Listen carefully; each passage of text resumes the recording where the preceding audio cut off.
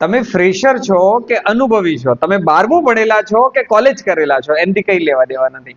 પરંતુ તમારે જો જોબ કરવી છે ટેલિકોલિંગની અંદર, તો ડીસામાં હું એક જોબ લઈને આવી ગયો છું. તો ડીસાની અંદર બિલિટી હાઈવે ઉપર એક ઓટોમોબાઈલનો શોરૂમ છે, યાની કે ગાડીઓનો શોરૂમ છે. એમને ત્યાં બહેનોનો સ્ટાફ જોઈએ છે. હવે કોણ જઈ શકે છે? તો મેં તમને કહી દીધું, 12 ભણેલા હોય, કોલેજ કરેલા હોય, અનુભવી હોય, ફ્રેશર હોય, કોઈ પણ બહેનો જોબ માટે જઈ શકે છે.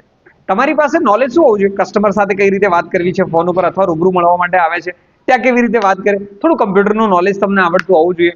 જો આ બધું કામ કરવામાં તમને રસ છે ને, તો ફટાફટ શું કરશો, તમને પ્રશ્ન એ થશે કે ભાઈ શોરૂમ ક્યાં છે, નંબર ક્યાં છે, નામ શું છે, બધું પૂછતો ખરા જ ને. આના માટે કોઈ ટેન્શન લેવાની જરૂર નથી. નીચે તમને અમારી વેબસાઇટ દેખાય છે ને, જો તમે સર્ચ બી ના કરી શકતા હોય ને, તો ઇન્સ્ટાના બાયોમાં જતા રહો, અમારી વેબસાઇટ તમને મળી જશે. ત્યાં તમને કંપનીનું નામ, એડ્રેસ, મોબાઈલ નંબર, તમે એમને કોલ કરી શકો છો, વોટ્સઅપ કરી શકો છો.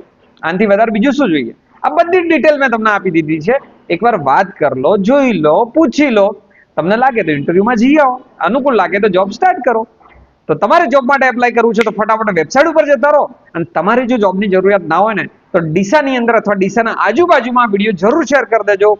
કોઈક એવા બેનની જરૂરિયાત ખરેખર અહીંયા પૂરી થઈ જશે. તો વેકેન્સી આવી હતી, મેં તમને શેર કરી દીધી.